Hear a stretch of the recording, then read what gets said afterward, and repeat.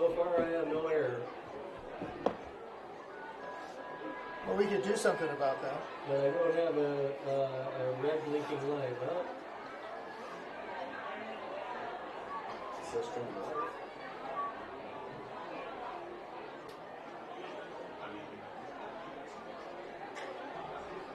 are you getting anything, Joe? I see you live. Hang on. I see video. I see what's on Facebook. I see two layers. You see the overlay?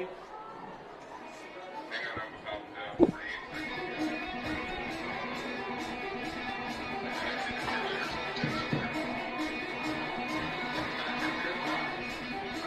I just put the overlay up. I think I'm a little bit ahead of you.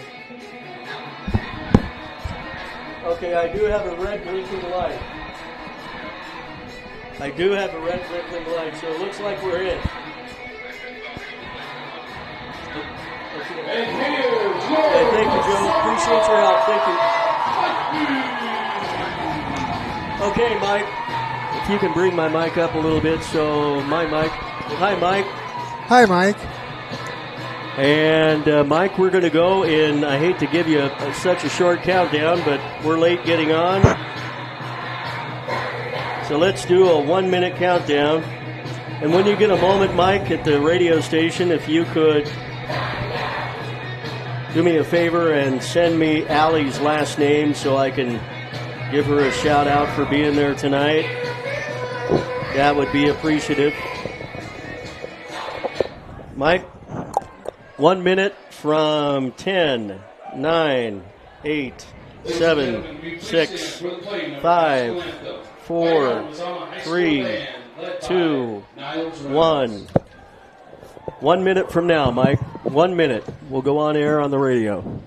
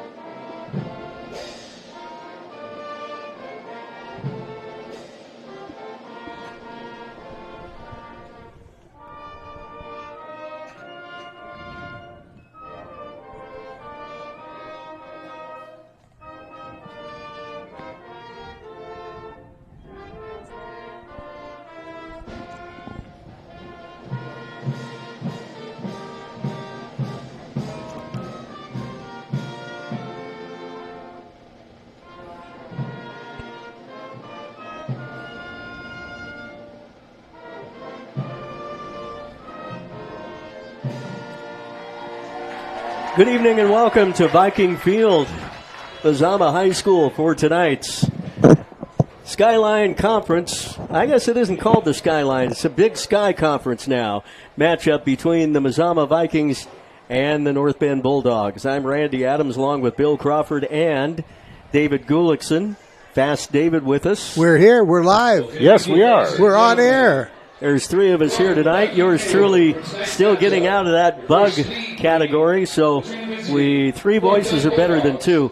David, last week you were up in Eugene. Tough loss for the Mazama Vikings on the road. Well, as I like to say, that was one of the best football games I ever saw that I lost. You know, Marist was fired up. They had a great game plan for the Vikings. We did what we do best, but it kind of got to us there at the end of the game where we ran out of time to get a touchdown. We had a few penalties that were just, I'm sure Vic got over it, but it was a tough way to lose a football game. But that being said, we go into our first league contest with a little bit of a chip on our shoulder, and we'll see what the Vikes have in store for North Bend.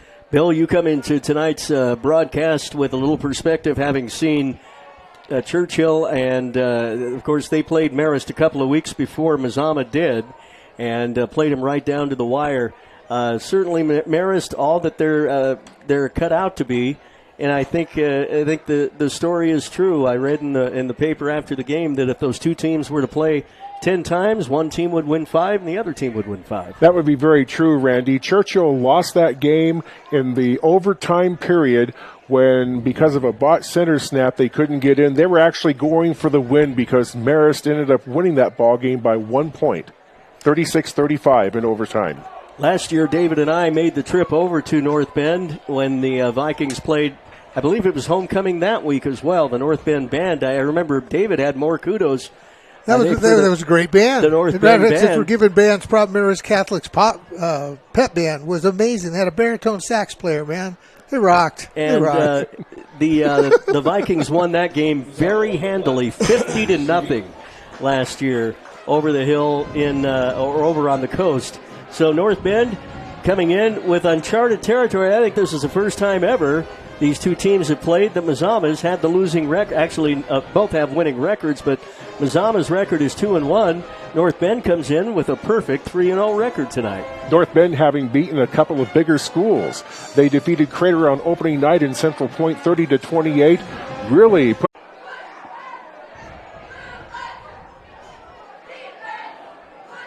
I've got a red light blinking. Can you tell me if you've got anything?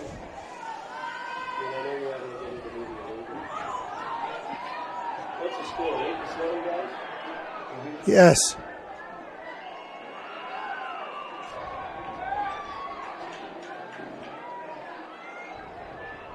I'm not sure it's going to stay up to it, but Pass complete to Aiden Nelson. all right.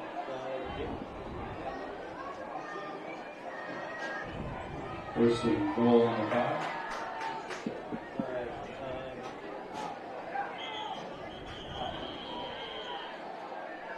Well, let's just hope so. Okay, thank you. Okay, let's go, guys.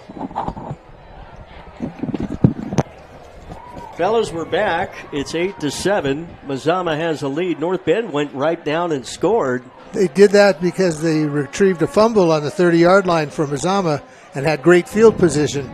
4 plays later, they put it in. And I don't want to seem like I'm speaking out of turn here, David, but that's an unusual thing for Mazama, isn't it? To give up a touchdown this early in a homecoming game, in a game that they're heavily favored to win. Turnovers will kill you. And it's always unusual to score on the first play from scrimmage, which Mazama did. Vikings are very, very deep in their own territory with the football. Yeah, that was a great kickoff by North Bend. He stuck it right at the 2-yard line. So Mazama's got 98 yards to work with. No, North Bend's got the ball. Or North Bend's got the ball, excuse me. And they're going to try to score here again. Yep. They're very close to the goal line, the Bulldogs are. They've got some good running backs. Let me get you some of those names and numbers for North Bend. Quarterback is Cole Hansen. He's a senior. There's no height or weight of any of these players, but I'll give you what I have. Sean Wilder's one of the running backs, along with Luke Wheeling. Mazama held him from going in. Third and 1, I believe. 3rd down and 1. First quarter, Mazama 8 and North Bend 7. And the Vikings need a big stop defensively here. They had one just now when Cole Hansen, the North Bend quarterback, he just missed by just a hair or two. Hansen going to work on 3rd down. Snap from center, going to give it up, and it looks like he got in this time. Indication is touchdown. Touchdown, North Bend, and they take the lead over the Mazama Vikings, 13-7. Looked like it was Monaco Morris, I should say, that got in from about a yard out. And Morris, a former Klamath Falls resident. Really? What I understand, yes. Went to school here in Klamath Falls as of recent. Moved to North Bend last year. PAT to be attempted. Snap is down and whistle before the kick. We'll do it again. 13-7 North Bend. They put that score out over the internet around the state, and it's a false start against the Bulldogs. They're still going to try to go for one, I would think, here. Yes, they are. Clayton Wharton, of Oregon, and I'm also a teacher and a coach here in the Rogue Valley. Have you looked into solar panels and it didn't make financial sense? I brought Solar Pros here to Oregon to make it more affordable for working class families to put solar on their home. Solar Pros is purposely beating our competitors' prices by thousands of dollars because we are that serious about saving you money. Solar Pros PNW provides the most comfortable, educational, and personal solar experience in Oregon. This is Solar Pros Manager of Oregon, and I'm also a teacher